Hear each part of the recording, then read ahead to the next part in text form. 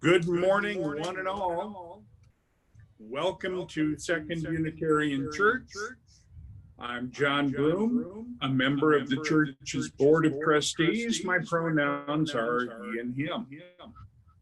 Today is our second hybrid service with people participating outside here at Horner Park and others joining over Zoom.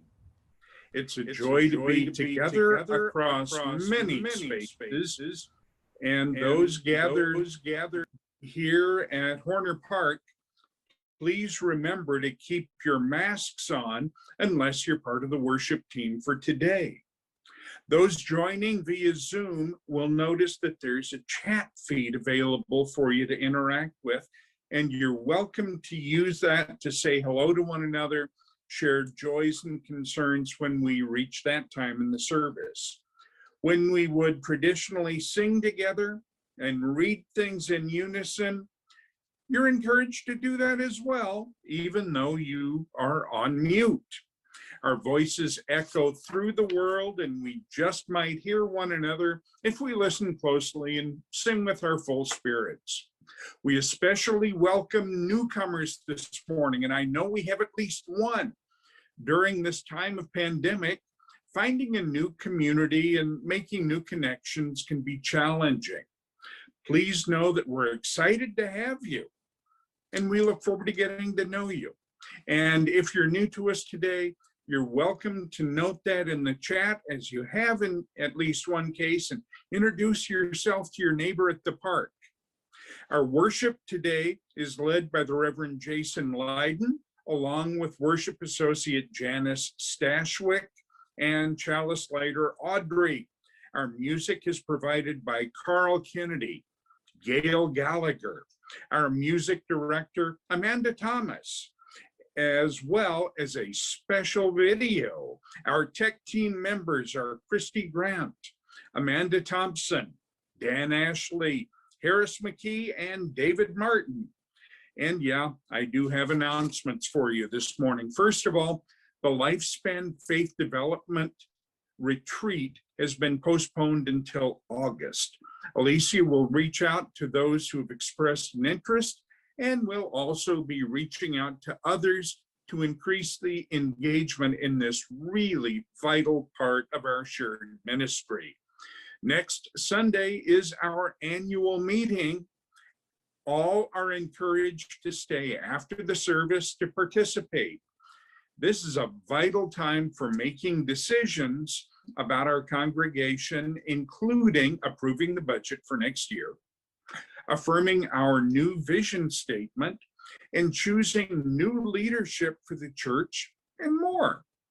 It will also be a time to celebrate all of what has been done during this pandemic church year and begin to feel excited about returning to in-person services in September.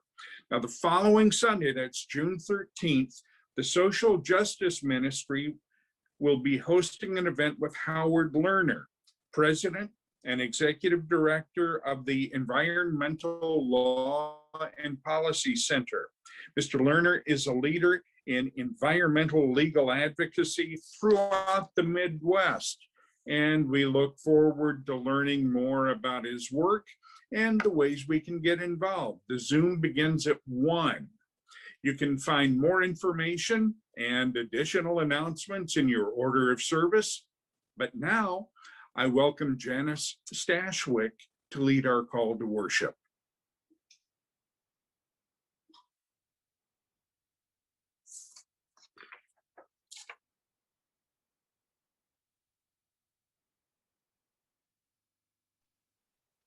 There we go. Good morning.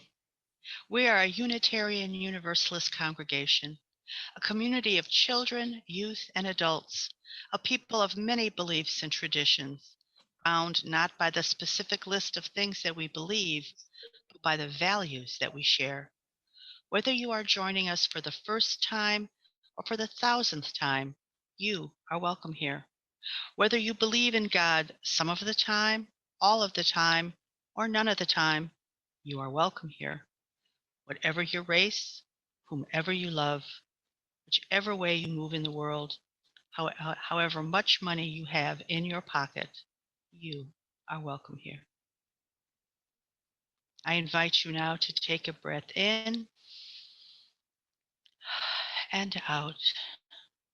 As the music begins, let us enter into our worship service together.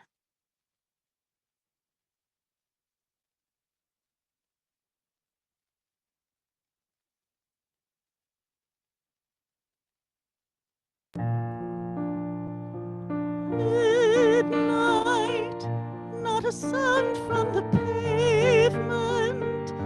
Has the moon lost her memory? She is smiling alone. In the lamplight, the withered leaves collect at my feet, and the wind begins to moan.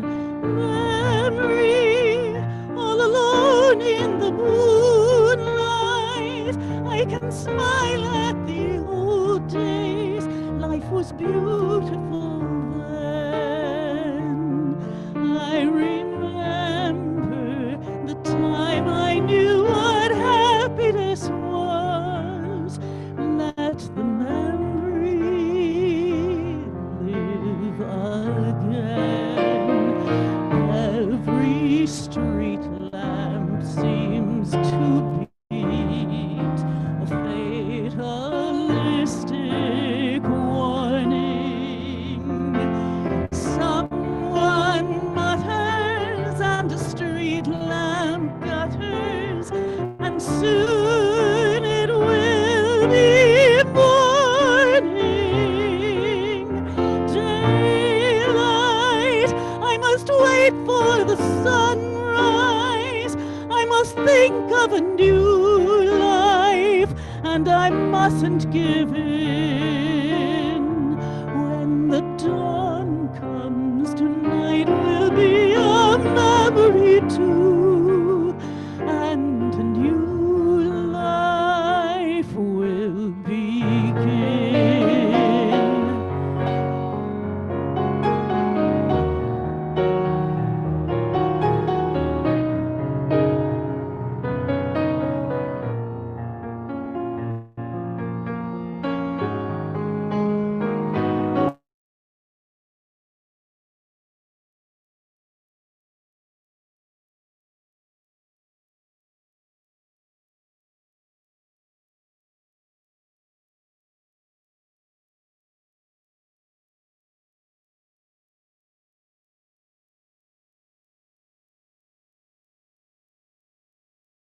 Street lamp dies, another night is over, another day is dawning. Touch me, it's so easy to leave me all alone with my memory of my days in the sun. If you touch me, you'll understand what happiness is. Look, a new day has begun.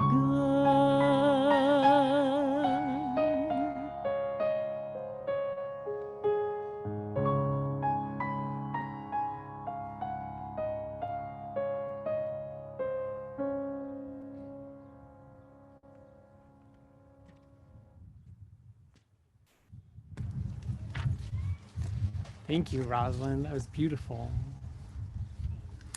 In just a moment, Audrey will light our chalice, the symbol of our faith. And we light our chalice this morning with these words from Reverend Kimberly Tomchek Carlson. We are a people of memory. As inheritors of our ancestors' legacy, we hold their stories tenderly, gleaning wisdom from diverse journeys, united in hope for the future. Guide us to trust and love as we kindle this flame together. Audrey, would you light our chalice?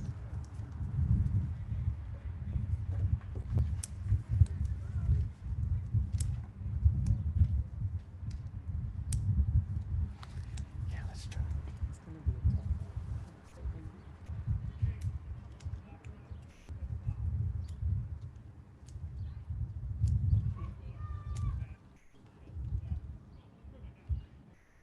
We'll have a symbolic flame this morning.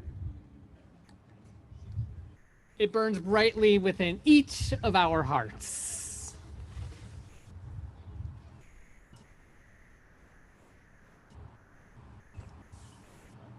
Good morning. Please join me in singing our opening hymn. I know this rose will open. We will sing it as a round. We will sing it as a round. I have, oh, there they are. I have Gail and I have Rosalind who is going to help lead. How many of you know this hymn? Not that many. Okay, so I'm going to say, Gail, if you could come over and do the front half, and Rosalind, if you could do the back half, and then this side over here will be with me. Okay?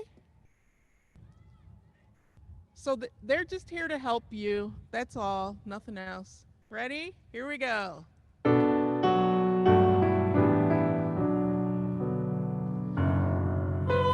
know this rose will open. I know my fear will run away. I know my soul will unfurl its wings. I know this rose will. Let's start over. I should have said we're gonna all sing it through once, and then the second time we'll do the round, and we'll start with this side first, and then they will bring you in the second time. So let's sing it all. Everybody sing it through. Don't sing it loudly because COVID. And it's better if you are gonna sing with your mask on. Here we go.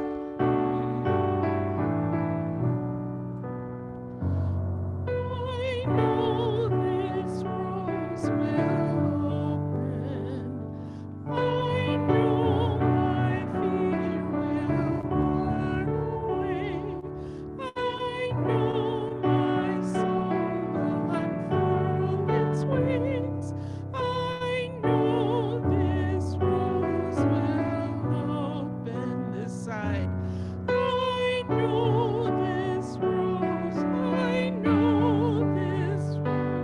I know my fear will run away. I know my soul will unfurl its wings.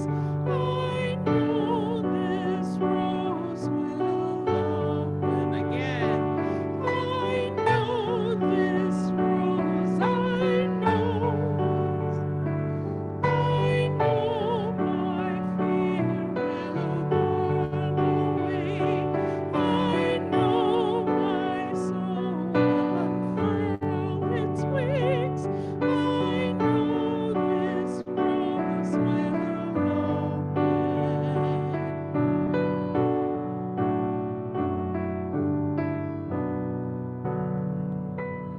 Yay! Good job. Thank you, Paula.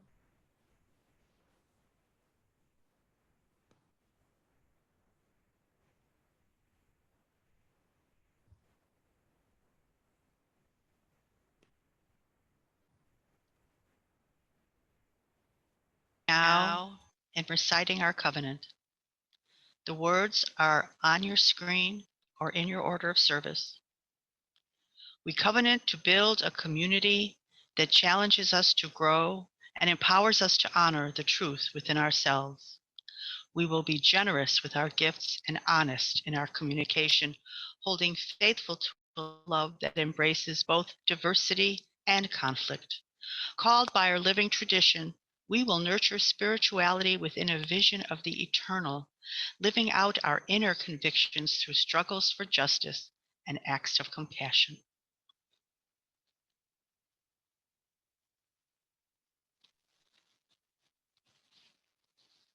Please join me in singing Spirit of Life.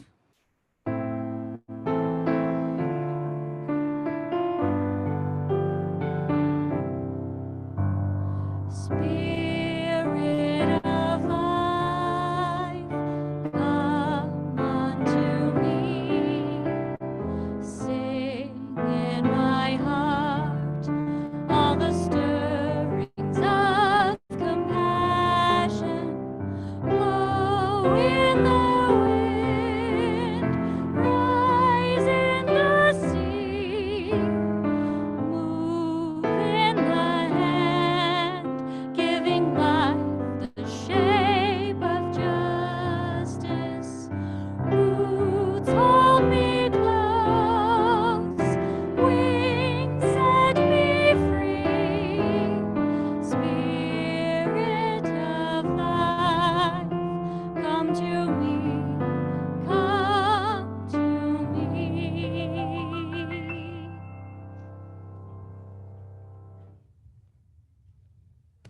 Thank you.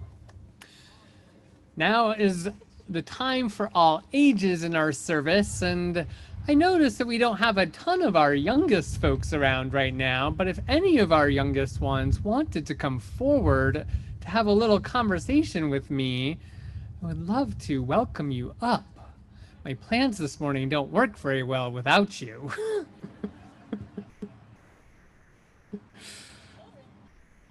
Or young in heart, yes. Also young at heart is very welcome too.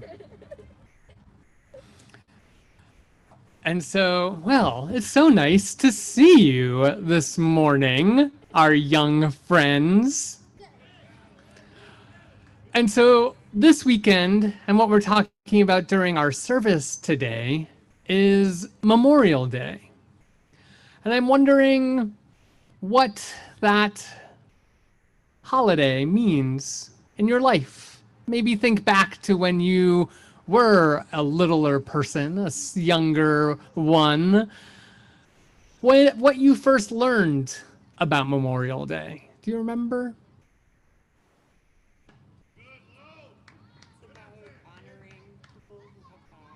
Honoring people who have died. Mm-hmm. About the military. It's when the peonies come out. What else? Other thoughts about Memorial Day? One of the complexities about this holiday is that it is one where we're thinking about war, where we're thinking about casualties of war.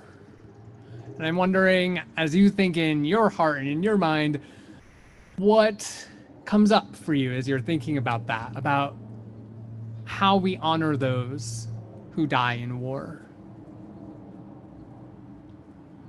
What do you think that looks like, or could look like?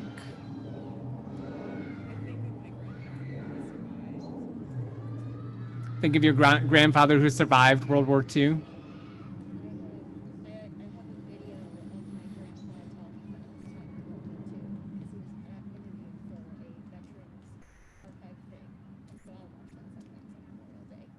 A video of your grandfather talking about his experience in World War II and watching that on Memorial Day.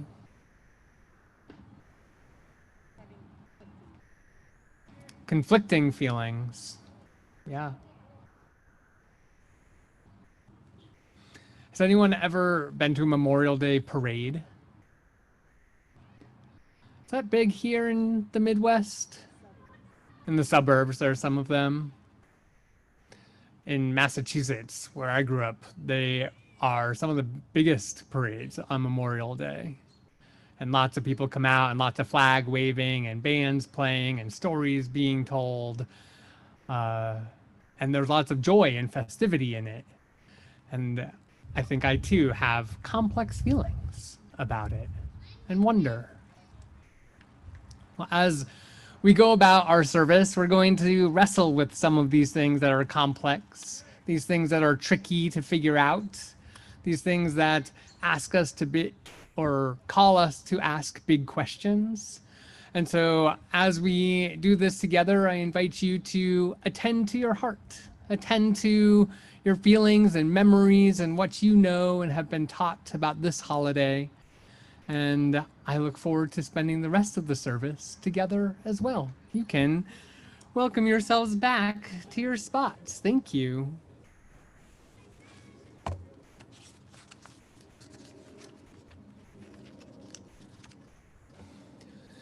Each year, we all make a commitment, a pledge to support the ministry of our church.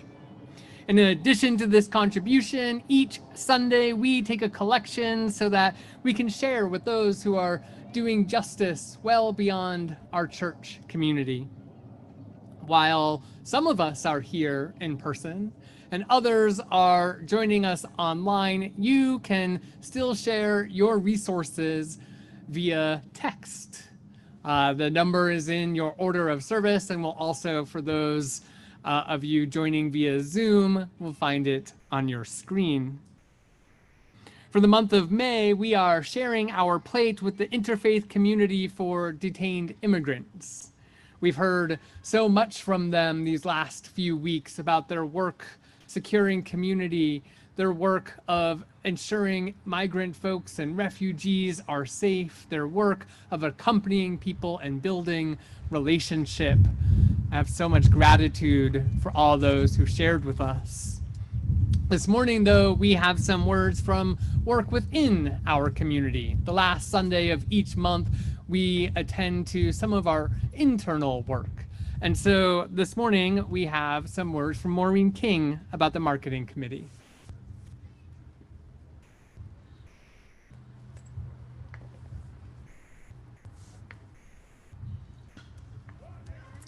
Good morning, everyone. As our offertory words remind us, we are our church's energy and resources, and serving on a committee is a great way to share your own energy and resources with the larger 2U community. On the marketing committee, we look for ways to spread the word about 2U's mission and programs and events with our own community and with Chicago and the larger world around us. We provide communication support for the fall fundraiser. We're working on the website now with Reverend Jason. We have a bunch of other projects going. You may have skills that could benefit 2U, and we'd love to find out if you're willing to work with us. We have monthly committee meetings, or you may be interested in just consulting on a specific project. If you have any skills or experience in web design, web development, digital strategy, SEO, graphic design, social media, editing, media relations, we'd love to hear from you. You can contact me through Breeze or by sending an email to Kate Learson at church. Thank you.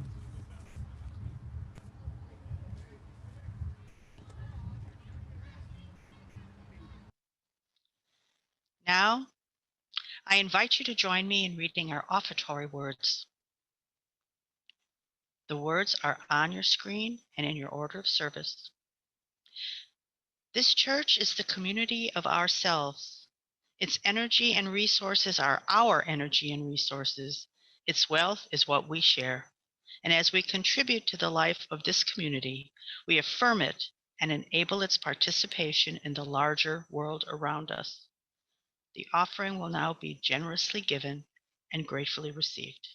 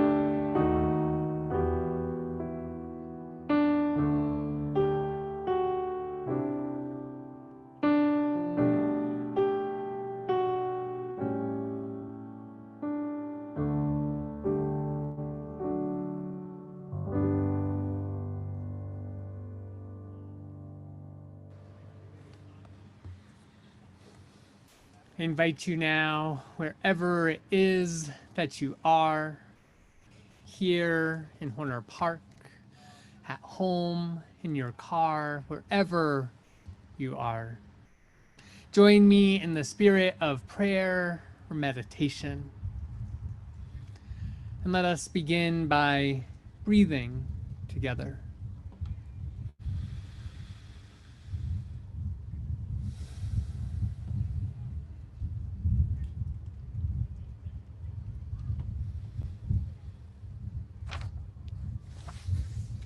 Those of you here resting your bodies upon the ground, feel yourself rooting in with this earth of ours. If you're sitting in a chair, find the space where your body is connecting to another surface. Root yourself into your presence.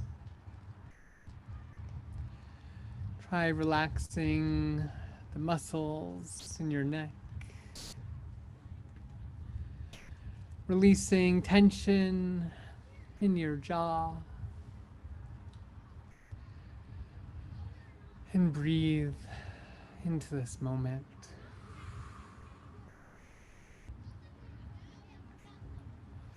We begin in thanks.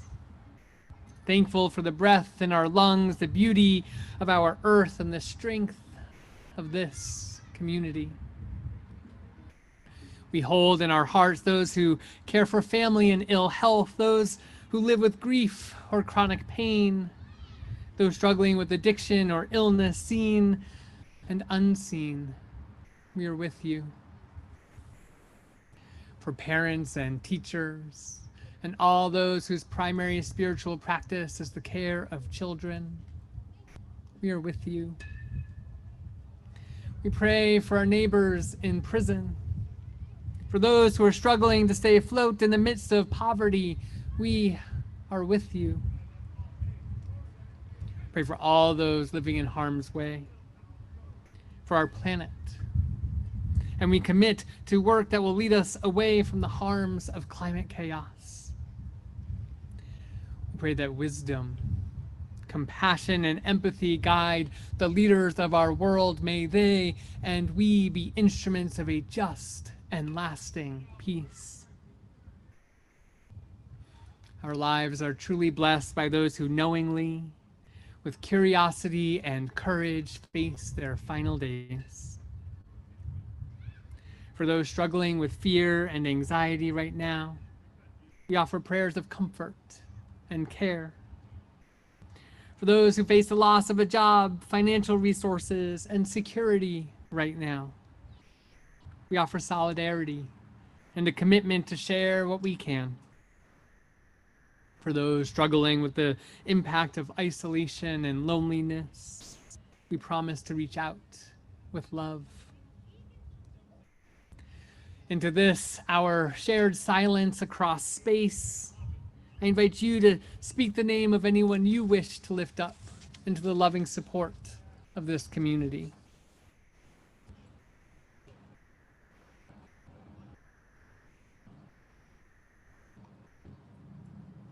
With our deepest compassion, let us hold in our hearts those named and unnamed, those remembered and those forgotten.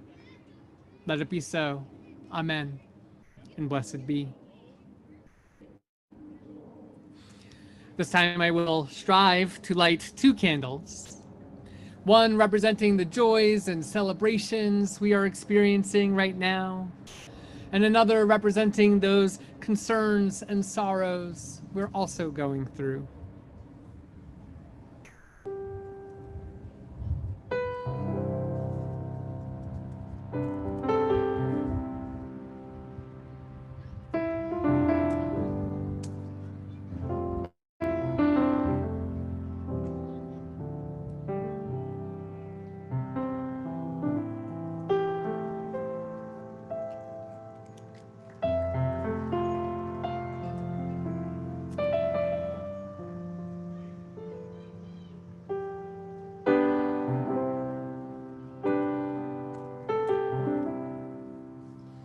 the music continues, I invite those of you on Zoom to share your joys and concerns in your chat window, and those here to just take some time to attend and hold those joys and sorrows close in your heart.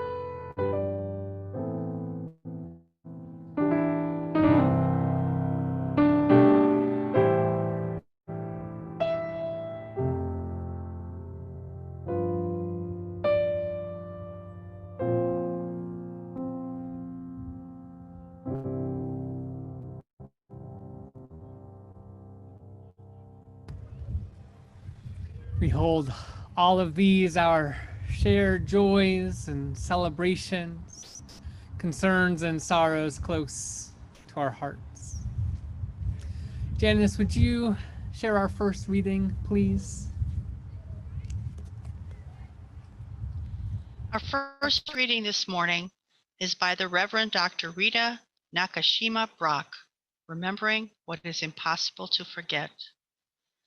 We chose to eliminate two more graphic sentences that we thought were not particularly appropriate for our younger audience, but I invite you to Google that and see them yourselves. On a halcyon day in the April of 2015, I was gazing toward the English Channel across a vast field of nearly 10,000 glowing sentinels. The many crosses, punctuated by a few stars of David, are planted in the American cemetery on a bluff above Omaha Beach in Normandy. The ground beneath my feet rumbled restlessly with the ghosts of those who are remembered on Memorial Day, and I thought about the heavy price paid by the survivors who carried home memories so terrible that many never spoke of them aloud. To manage our relationship to mortality, the overwhelming power of grief, we sanitize or sequester death and corpses with elaborate rituals and fierce taboos. But the war explodes those boundaries and endangers the humanity of those we send to fight. Sometimes, though, in battle, there is not even time for the minimal care for the dead. As I stood on that bluff, a mass grave of 86 German soldiers was discovered in Belgium, a story told to me by a 59-year-old Belgium reserve soldier I met near Bayeux. As he noted, the war lives on in the soil of Europe, long beyond the time of winners and losers, and generations who fought. Many who serve in war are often so devastated that they are the walking dead, haunted because they cannot integrate what they experienced in war with life at home, where ordinary life can seem shallow and gray, empty after the drama and camaraderie of war. They can no longer make sense of the meaning of who they once were or who they have become, a response sometimes called moral injury. Being immersed in carnage, they come home numb, disillusioned, angry, depressed, and ashamed. Moral injury comes in the aftermath of surviving. It's the long, slow burn of remembering and not wanting to remember. Desperate to forget, the survivors immerse themselves in intense work and other avoidances. Still, the specters return in eruptions of angry tears in the middle of ordinary tasks, in quiet liminal moments when memories break through, or in dreams of staring children with holes in their bodies. How do moral beings speak about the unspeakable horrors of combat, the moral anguish of war, and the searing losses of one's deepest friends? Without adequate support, many self-destruct slowly through addictions, failed relationships, and homelessness. Others die by their own hands. We thank the troops for their service and project onto veterans what we want them to be, the romantic heroes to admire, wounded warriors to help, or victims of war's evils. Instead of listening patiently with an open heart and with respect to all they have endured and cannot forget, we impose our own assumptions so that we can feel better about ourselves and move on with what we are already busy doing. The young who survive war are never going to be the same. And if we are paying attention, the ways they have changed should haunt us. We must do far more to reintegrate veterans into our families and communities, including the burdens of memory so many find impossible to disclose. The reconstruction of heart, soul, and meaning is not possible to do alone. Their moral energy belongs to us. Attending adequately to their recovery is a responsible way to remember the dead honestly and with respect. If we help carry the memories, we will be better people for the struggle and better able to understand what peace requires of us.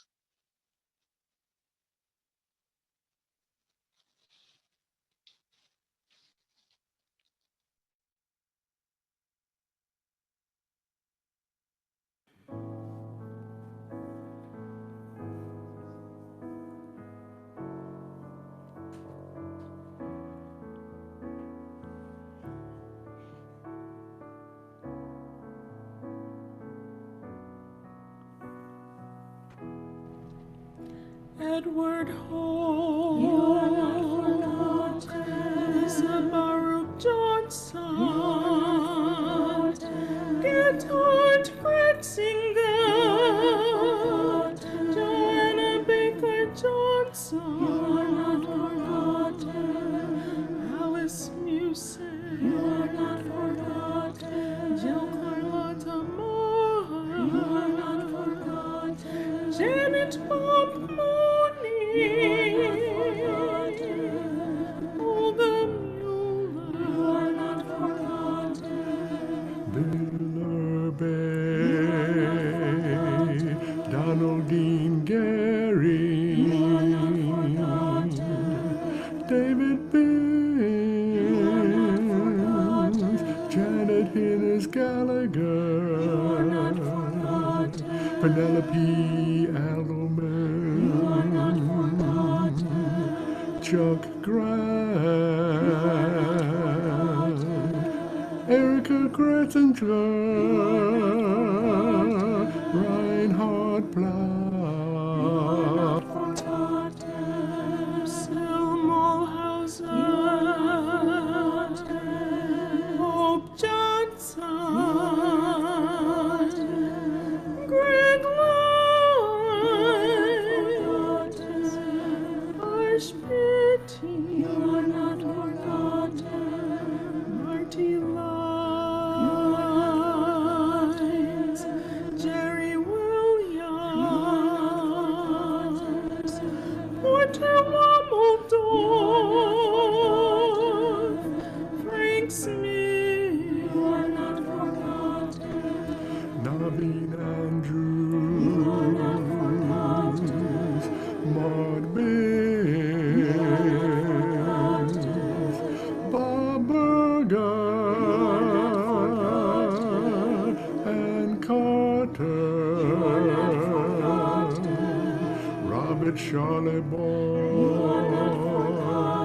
Josephine Thompson Dunmore, Luring Gary, Marty Tutu Dunning, Catherine Ostostad, Daniel Plow, John Langery, Norma Jean Smith, Keith Williams, Terrence Mooney, Charlotte Thomas, Fred Morehouse, Bill Foray, Pat Hillstrom, Jen Doston, Tommy Erber, Gladys Holiday, Gloria Hoke, Sandra by Andrews, Elliot Lyons, Walter Jim Nugent, Keith Thomas, Walter E. Thompson, Joe Tony, Sissy Van Stone, Bob Wiesner, Elandria Williams, Harold Zavard. You are not forgotten. You are not forgotten. You are not forgotten. You are not forgotten. You are not forgotten. You are not forgotten. You are not forgotten. You are not forgotten. While this weekend is specific and focused on those who die in war, we also take time to remember all those we've lost as we tell stories of those gone, we still hold so close to us. Our second reading this morning is When Great Trees Fall by Maya Angelou. When great trees fall, rocks on distant hills shudder. Lions hunker down in tall grasses, and even elephants lumber after safety. When great trees fall in forests, small things recoil into silence, their senses eroded beyond fear. When great souls die, the air around us becomes light, rare, sterile. We breathe briefly. Our eyes briefly see with a hurtful clarity. Our memory, suddenly sharpened, examines, gnaws on kind words unsaid, promised walks never taken. Great souls die, and our reality bound to them takes leave of us. Our souls dependent upon their nurture now shrink, wizened. Our minds formed and informed by their radiance fall away. We are not so much maddened as reduced to the unutterable ignorance of dark, cold caves. And when great souls die after a period, peace blooms slowly, and always irregularly. Spaces filled with a kind of soothing electric vibration. Our senses restored, never to be the same, whisper to us. They existed. They existed. We can be and be better, for they existed. Let us hear our anthem.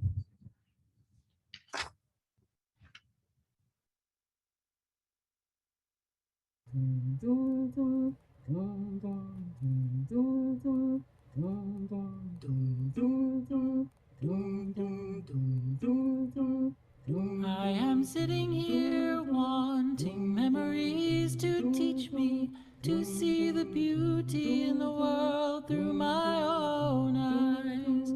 Yes, I am sitting here wanting memories to teach me to see the beauty in the world through my own eyes. You used to rock me in the cradle of your arms. You said you'd hold me till the pains of life were gone. You said you'd comfort me in times like these, and now I need you. Now I need you. And you are gone. I am sitting here wanting memories to teach me to see the beauty in the world through my own eyes. Now that you've gone and left me, there's been so little beauty, but I know I saw it clearly through your eyes. Now the world outside is such a cold and bitter place. Here inside I have few things that will console. And when I try to hear your voice above the storms of life, then I remember all that I was told. I am Bring me all your dreams, you dreamers. Bring me all your heart melodies, that I may wrap them in a blue cloud cloth. Yes, I am sitting here Far from the too rough fingers of the world. to see the beauty. Bring me all your dreams, you dreamers. Take on the things that made me feel so wonderful when I was young. I think on the things that made me laugh, made me dance, made me sing. I think on the things that made me grow into a being full of pride. I think on these things, for they are true. I am sitting here wanting memories to teach me to see the beauty in the world through my own eyes. I thought that you were gone, but now I know you're with me. You are the voice that whispers all I need to hear.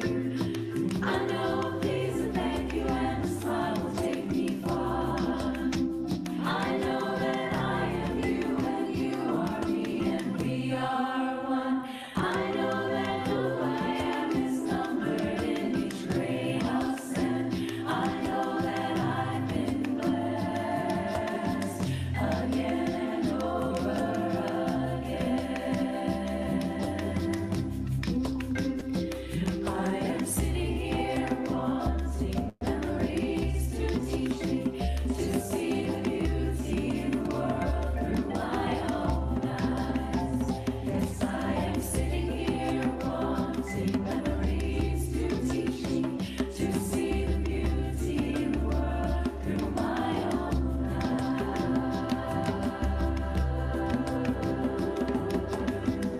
Wanting Memories, one of the most beautiful songs ever written. That song now always reminds me of my grandpa. Eastside Boswell was one of the great human beings of my life and my wife Pam. Thank you for the music you have composed for people all around the world. You have been a blessing to all of us. Happy, happy birthday. We love you, Eastside.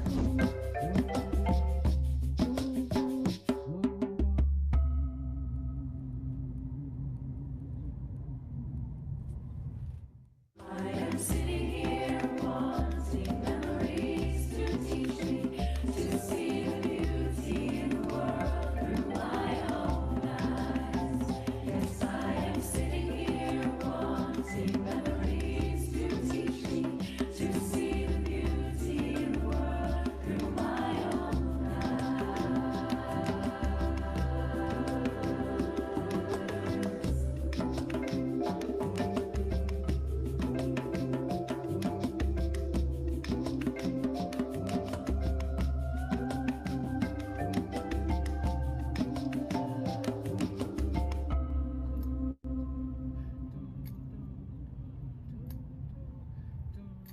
Does it change? Nope.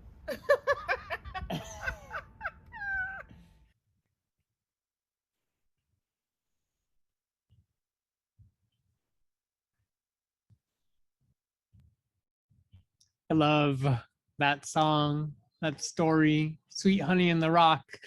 Such a gift. Eastside Barnwell, such a gift. What images come up for you when you think about this weekend, Memorial Day weekend? Do you think of parades and days off from school or work?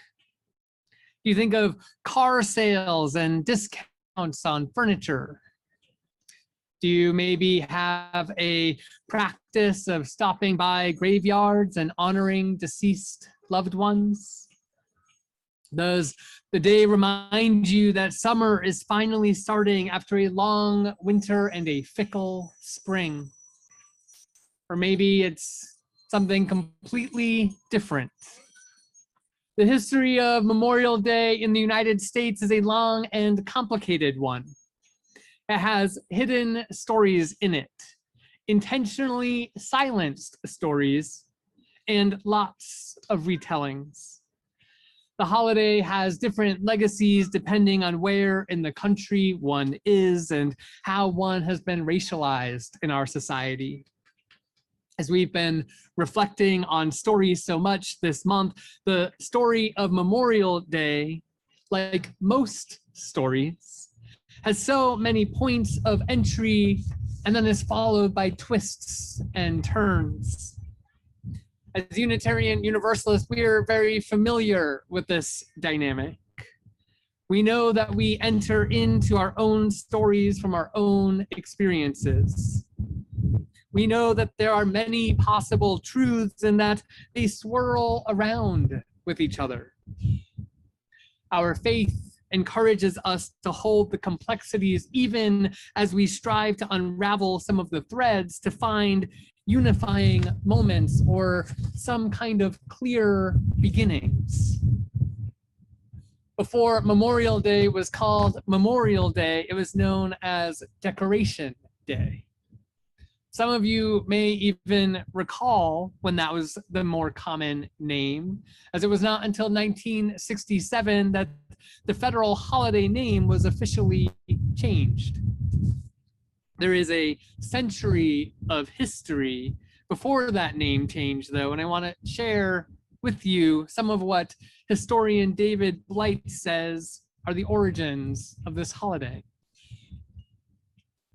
During the final year of the war, he writes, the Confederates had converted the Planters Horse Track, the Washington Race Course and Jockey Club, into an outdoor prison. Union soldiers were kept in horrible conditions in the interior of the track. At least 257 died of exposure and disease and were hastily buried in a mass grave behind the grandstand. Some 28 Black workmen went to the site, reburied the Union dead properly, and built a high fence around the cemetery. They whitewashed the fence and built an archway over the entrance on which they inscribed the words, "Martyrs of the Race Course." Then Black Charlestonians, in cooperation with the missionaries, and teachers, staged an unforgettable parade of 10,000 people on the slaveholders' race course. The symbolic power of Low Country planter aristocracy's horse track, where they had displayed their wealth and leisure and influence, was not lost on the freed people. A New York Tribune correspondent witnessed the event, describing a procession of friends and mourners as South Carolina and the United States never saw before. At 9 a.m. on May 1st, the procession stepped off, led by 3,000 Black school children carrying armloads of roses and singing John Brown's Body.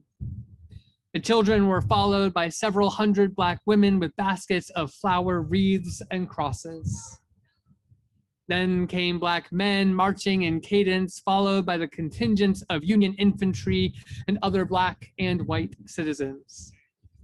As many as possible gathered in the cemetery enclosure.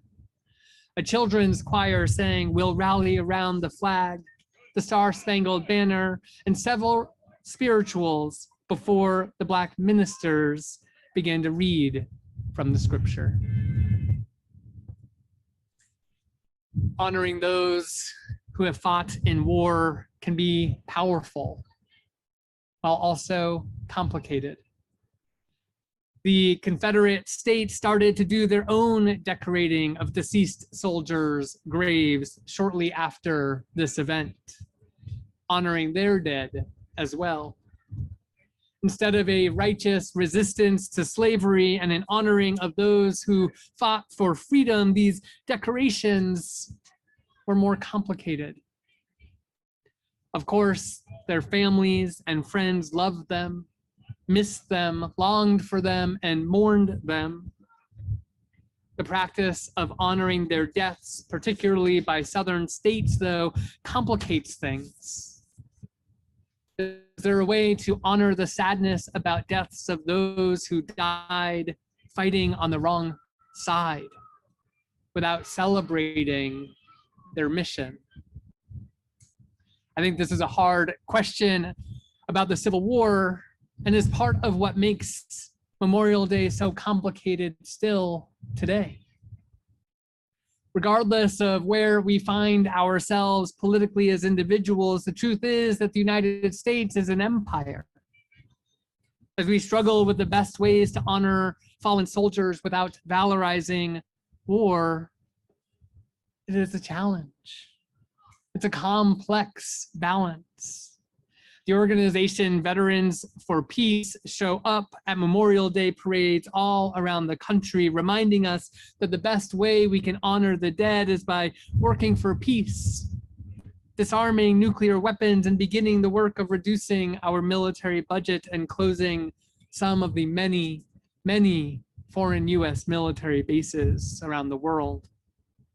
These are not just silly pipe dreams, they are material changes we could make as a nation to get us to where we need to be in our globe. I find myself in somewhat of a constant struggle with how to honor Memorial Day.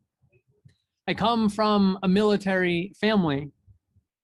My dad got out of the Navy just as I was born. His father had been in the Army, his brother was in the Air Force. On my mom's side, her brother was in the Army and her stepfather in the Navy. All these Irish Catholic men believed that the way they made a difference in the world was to serve their country. For my grandfather, serving in the Army was both a thing of great pride, but also caused him a lifetime of trauma. He was a sergeant in the Korean War, what gets called a police action by the United States. Growing up, I remember he would always watch military documentaries and talked a lot about the military, but could never tell his own stories. I know that he experienced some horrible trauma, but that's true for basically everyone who ends up stuck in war. His trauma affected his life, helped turn him into an alcoholic, and affected how he was able to care for his family. He did all he could to be a good provider, relying on his understanding of what it meant to be a man. I find myself wondering how much masculinity and toxic masculinity in particular plays in to how we honor fallen soldiers and take pride in war. While women and children make up the disproportionate number of war casualties, the stories we tell about war almost always center on men. What might a Memorial Day look like that honored all victims of war? How might we even do the work of expanding our understanding of what it means to be in war? We heard a litany of names, those who have died, remembering those who are gone. These are not necessarily stories of war, but when a pandemic rages and people cannot get the care they need, I wonder about our definition of battle. The reading we heard from Rita Nakashima Brock reminds me of the continued difficulties we face as a nation, not only when it comes to veterans, but how we recruit people to become soldiers to begin with. During my pandemic TikTok obsession, a wonderful distraction amongst the wild times we've been living in, I somehow found myself on military TikTok. Specifically, new soldiers talking about their experiences. A common trend going around was when one soldier would ask all the others around how they felt towards their recruiter. Universally, the replies were negative. Lots of middle fingers flying up, lots of comments about being lied to, lots of feelings of being deceived. Given that we do not have a mandatory military service, not something I'm necessarily suggesting, but we end up with a poverty draft in our country. While certainly there are those who sign up with excitement and willingness, the vast majority of soldiers see the military as their only way out of poverty. And military recruiters focus on poor communities and communities of color across the country. I do not want to suggest that it is impossible for people to choose military service or to believe in what they are doing. I do think that such an approach begs a hard question about what it means to willingly sign up for an empire's military.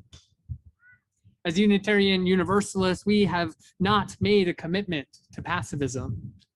We have not affirmed the impossibility of just war. We have, though, made a commitment to justice, equity, and compassion. I wonder how possible those values are when our military budget towers over all others, and we still cannot provide healthcare and housing for our people. Our faith contains multitudes, just as we do as individuals, just as our nation does, and finding ways to speak our many truths is certainly part of what this holiday must be about. And so I wonder, as I close, about your heart. I'm wondering how you're feeling about this weekend. I'm wondering if you're a veteran yourself or have a loved one right now in the military. I'm wondering if you have a grandfather like mine, or a sibling, aunt, or beloved friend who returned home from war. Most everyone knows somebody who has served in the military or been involved in some aspect of war. How do you hold the complexities within yourself?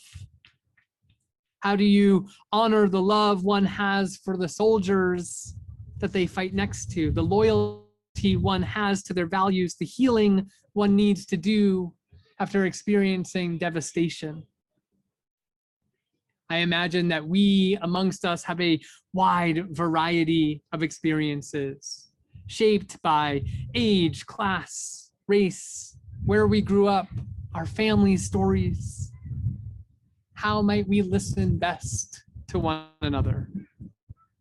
Can you imagine telling your truth about the complexities of this day with the person next to you or across the way? If not, what would it take for us to make that possible?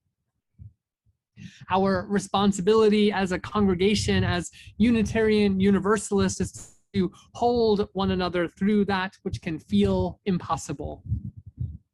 Our responsibility and commitment to one another is to stay present even when things get hard.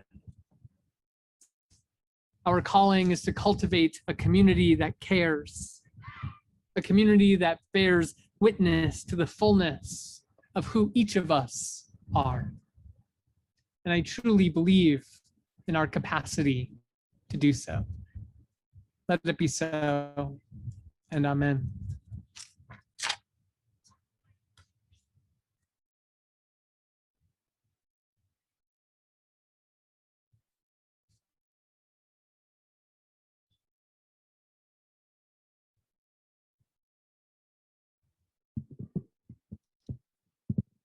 So tall.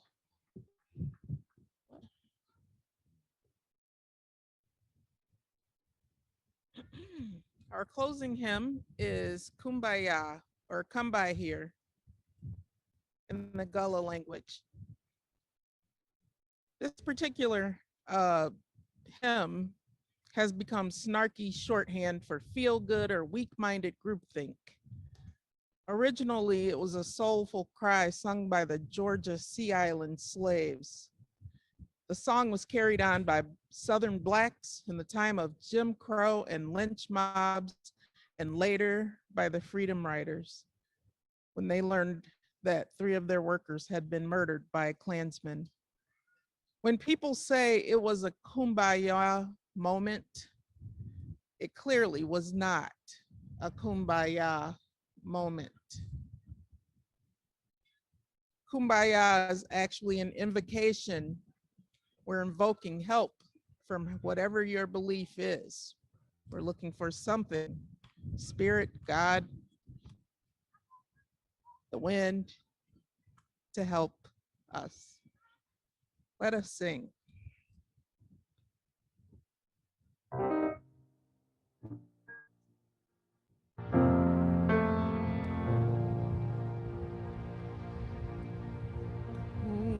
Kumbaya, my Lord.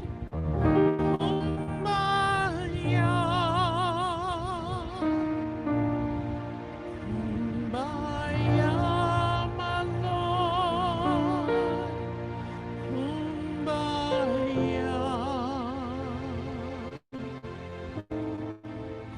Kumbaya, my Lord. Kumbaya. Oh Lord, kumbaya. Someone singing, Lord, kumbaya.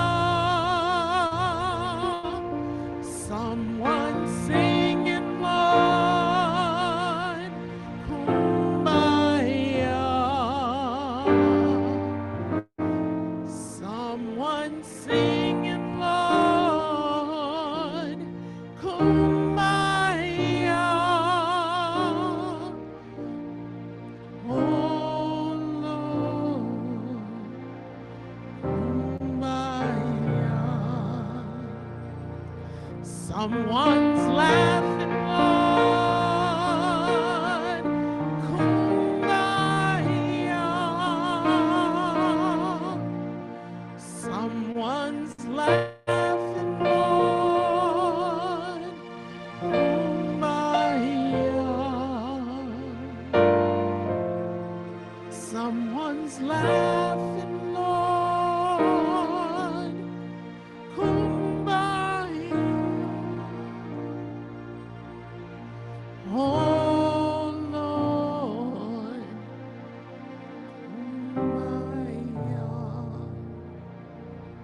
Someone's praying.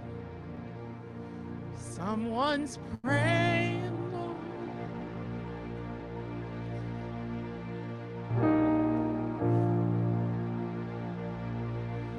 Someone's praying,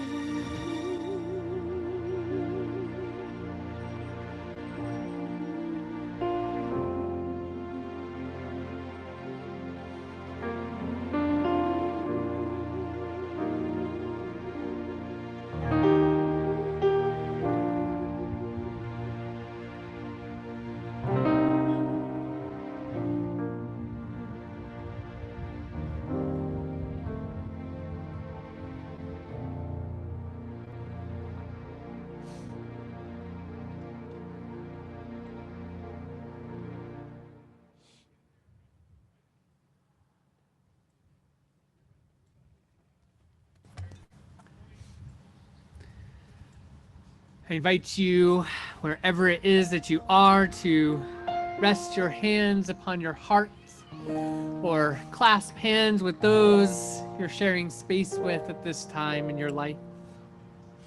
And hear these words of benediction from Reverend Heather Jennings. We come this day called by hope. Hope that we will, in some season, finally surrender our swords for plowshares. And we come to this day called by peace. May we hear its song. May we proclaim its promise. May our remembrance today renew our struggle, that we can never stay or rest.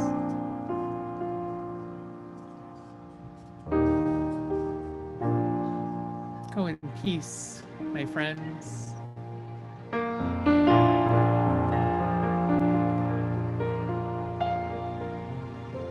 This is the close of our service.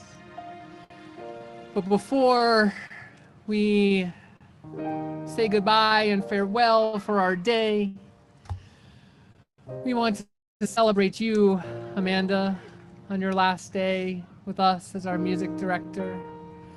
We want to honor you, love you, and send you forth with care.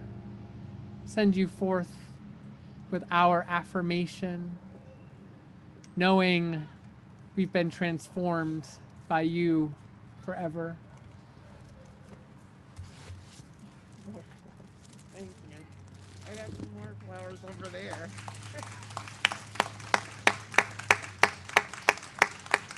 Thank you.